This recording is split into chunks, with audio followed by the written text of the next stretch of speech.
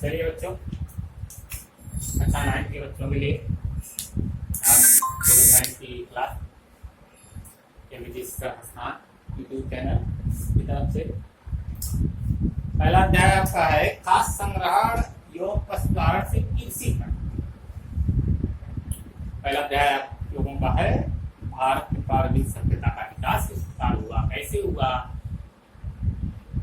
भारत में सभ्यताएं आई कैसे, इसका विकास कैसे हुआ, पहले के काल में मानव का जन्म कैसे हुआ, पृथ्वी का आविष्कार कैसे हुआ, पृथ्वी को जाना कैसे जाए, इन सब का अध्ययन हम करेंगे आपके प्रागैतिहासिक काल अर्थात पहले अध्याय से, जो है खाद्य संग्रहणियों पशुचारण से कृषि तक। मानव पहले कैसे जीवित रहता था, क्या उसका रहन सहन था, किस प्रकार उसका जीवन था, इस सब बातों की जानकारी हम किस प्रकार प्राप्त करते हैं अध्याय के द्वारा हम जानेंगे। वही देखते हैं प्रागैतिहासिक काल। प्रागैतिहासिक काल किसे कहते हैं? इसे प्रागइतिहास काल भी कहा जाता है। प्रागैतिहासिक काल या प्रागइतिहास काल जिस काल का कोई लिखित प्रमाण नहीं हो, कोई लिखित प्रमाण नहीं हो, कहीं पर लिखा ना हो कि ये यहाँ पर जो है बिल्डिंग था, यहाँ पर ये देश था, यहाँ पर वो, कोई लिखित प्रमाण ना हो, कहीं लिखा ना मिलता हो, तो उसे प्रागैतिहासिक काल कहते हैं। अब इस काल में जैसे लिखित प्रमाण ना हो, कैसे कंफर्म हुआ? लिखित प्रमाण की कहानी जो समझते हैं, एक कहानी हुई थी 1856 में। विलियम बर्टन नाम के दो भाई थे, विलियम और बर्टन, जो रेल की पटरी बना रहे थे। उन्हें रेल की पटरी को बनाने के लिए ईंटों की आवश्यकता थी, तो पास में वहीं पर एक टीला था, सोचे वहां पर जाए ईटा ले लें। वहां खुदाई किया, ईटा निकाला, तो उन्हें एक नई सभ्यता मिली। वहां पर दो नई सभ्यताओं का जन्म हुआ, विकास हुआ। वहां पर पता लगा, खोज हुई, हड़प्पा सभ्यता की खोज वहीं पर हुई थी, और सिंधु घाटी सिंध में मोहनजोदड़ो, हड़प्पा मोहनजोदड़ो सभ्यता जो थी उसी कारण हुई थी। 1854 की कहानी है, 56 कहानी है। 1856 में विलियम बेंटिंग ने जो है दो भाई थे, वो रेल की पटरी बना रहे थे ईंटों के लिए, टीले को खोदा और वहां पर हड़प्पा और मोहनजोदड़ो दो सभ्यता का खोज हुई, निकला। तो प्रागैतिहासिक काल हुई, खोज से निकली हुई टूटी हुई चीजें, उनसे पता लगाया जाता था कि ये कितनी पुरानी है या किस काल की है। तो उस काल को प्रागैतिहासिक काल कहा गया, जिस काल की या जिस काल के बारे में कोई लिखित प्रमाण नहीं है। ऐतिहासिक काल जिस काल के बारे में कोई लिखित प्रमाण होता है, कोई प्रमाण होता है, कोई सबूत होता है। प्रमाण भी सबूत समझिए, कोई लिखित सबूत होता है, कोई प्रमाण होता है, तो उसे ऐतिहासिक काल कहते हैं। जिसमें नहीं होता उसे प्रागैतिहासिक काल कहते हैं। अब प्रागैतिहासिक काल की जानकारी के स्रोत कैसे पता लगाएंगे कि ये उस काल का चीज है? ये मान लीजिए ये डंडा है, ये स्टिक है, किस काल की है, तो इसको पता लगा कैसे पता लगाएंगे? ये प्रागैतिहासिक काल की जानकारी के स्रोत किसके द्वारा पता लगाया गया कि ये चीजें प्रागैतिहासिक काल की हैं, अर्थात जिन काल का कोई प्रमाण नहीं है लिखित, उस काल की चीजें हैं। कैसे पता लगाया गया? ये देखिए क्या क्या चीजें मिली। हथियार मिले, उस समय के औजार हथियार मिले, उनमें भाले, बर्छी, छेनी, चाकू, हथौड़ा, कुल्हाड़ी, ये सब जो है प्रमुख थे। इन औजारों से को देखा वैज्ञानिकों ने, पुरातत्वविदों ने। अभी पुरातत्वविद किसे कहते हैं? पुरातत्वविद, पुरातत्वविद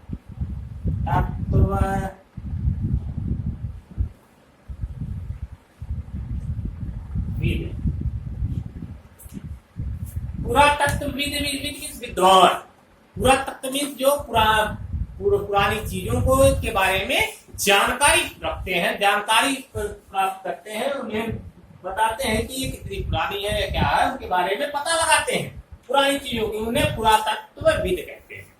तो हम बात कर रहे थे प्रागैतिहासिक काल की जानकारियों के हथियार के बारे में। हथियार जैसे मैंने छीनी, हथौड़ा, कुल्हाड़ी, चाकू, भाले, बंसी, ये सब पता है। इन सब हथियारों की खोज से पुरातत्वविदों ने इसका अध्ययन किया और मानव के बारे में जानकारी प्राप्त की। उसके बाद फिर दूसरे नंबर पे होता है जीवाश्म। जीवाश्म में से सीधा जीवाश्म कहते हैं जीव का अस्म, जीव जो मतलब जीवित व्यक्ति है उसका अस्मिस हड्डी, तो जीवों की हड्डियों को जीवाश्म कहते हैं। तो जीवाश्म हड्डी समझिए, तो जो हड्डियां मिलती थी उनकी शारीरिक रचना, आयु, रहन सहन आदि चीजों का उन हड्डियों से पता लगाया जाता था कि मानव की शारीरिक रचना कैसी थी, उसका रहन सहन कैसा था, उसकी आयु लगभग कितनी रही होगी इस हड्डी की। तो उसी प्रकार मानव के जो है आदि जानकारी, मानव की कहानी के बारे में, मानव के तथ्यों के बारे में पता लगाई जाती थी जीवाश्म के द्वारा, हड्डियों के द्वारा भी। चित्रकला के नमूने, चित्रकला के भी नमूने मिले हैं, बहुत सी चित्रकारियां बनी है, सांप, हाथी, भेड़िया, हिरण, गैंडा आदि की जो है चित्रकारियां बनी है। तो उनके नमूनों को देखकर पता लगाया गया कि उस समय के व्यक्ति मानव जो है जानवरों के साथ कैसा व्यवहार करते थे, जानवरों का क्या व्यवहार था, या मानव किस प्रकार रहते थे। उनको चित्रों को देखकर, उन चित्रकलाओं को देखकर ऐतिहासिक काल के बारे में पता लगाया जाता है। और कार्बन 14, मुख्य चीज कार्बन 14। ये कार्बन 14 क्या है? जितने भी सजीव व्यक्ति होते हैं, जितने भी जीवित व्यक्ति होते हैं, जिंदा व्यक्ति होते हैं, सभी में रेडियोधर्मी कार्बन पाया जाता है, सभी में रेडियोधर्मी कार्बन पाया जाता है। और वह जब तक जीवित रहता है, और भौतिकी की भाषा में उसे कार्बन 14 कहते हैं, भौतिकी की भाषा में उसे कार्बन 14 कहते हैं। ठीक है, रेडियोधर्मी कार्बन, रेडियोधर्मी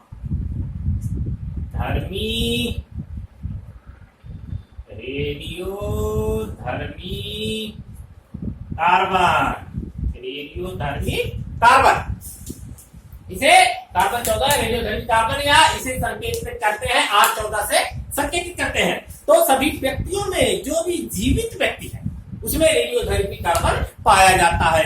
और वह जब तक जीवित रहता है, जब तक वह अपना जीवन जीता है या जब तक जीवित रहता है, तब तक वो एक निश्चित मात्रा में रेडियोधर्मी कार्बन लेता है, तब तक वो एक निश्चित मात्रा में रेडियो कार्बन 14 को ग्रहण करता है।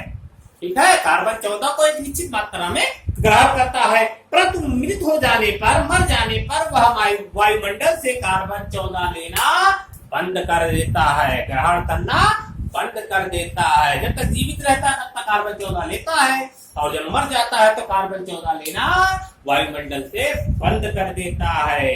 और इसी की मृत वस्तुओं में निहित R14 की मात्रा के अनुसार ही उस वस्तु का, उस चीज का, उस जीवाश्म का जो है वस्तु का आयु का पता लगाया जाता है कि वो कितनी पुरानी या कितने वर्ष पुरानी यह वस्तु, हड्डी, जीवाश्म या चीजें है। कार्बन 14 के द्वारा इस प्रकार पता लगाया जाता है। जब तक व्यक्ति जीवित रहता है तब तक एक निश्चित मात्रा में वह वायुमंडल से कार्बन 14 लेता रहता है, परंतु जब मर जाता है तो मरने के उपरांत वह कार्बन 14 वायुमंडल से लेना, ग्रहण करना बंद कर देता है।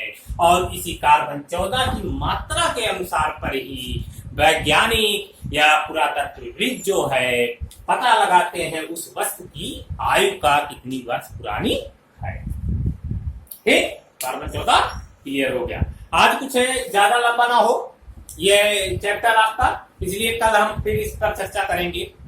कल हम बात करेंगे पृथ्वी की उत्पत्ति कैसी हुई और जीवन का आरंभ कैसे हुआ, पृथ्वी पर लोग आए कैसे, किस प्रकार पृथ्वी की उत्पत्ति हुई, कहां से हुई, कैसी हुई। इसमें काफी मतभेद हैं, काफी वैज्ञानिक, तो इसके बारे में कल हम चर्चा करेंगे। वीडियो लंबा ना हो, कल बात करेंगे। तो अगर आपको और भी हमारे लिंक और भी वीडियो चाहिए, जो भी चर्चा करने हो, अध्याय भी और भी वीडियो पढ़ाए गए हैं, बनाए गए हैं, तो उसे पाने के लिए आप YAMSG शिक्षा संस्थान सर्च करेंगे यूट्यूब चैनल पर, तो वहां पर आपको सब्सक्राइब कर देंगे बेल आइकन को, तो आपके जितने भी न्यू चैनल बनेंगे, न्यू भी वीडियो बनाते हैं, तो तुरंत हो जाएंगे। धन्यवाद।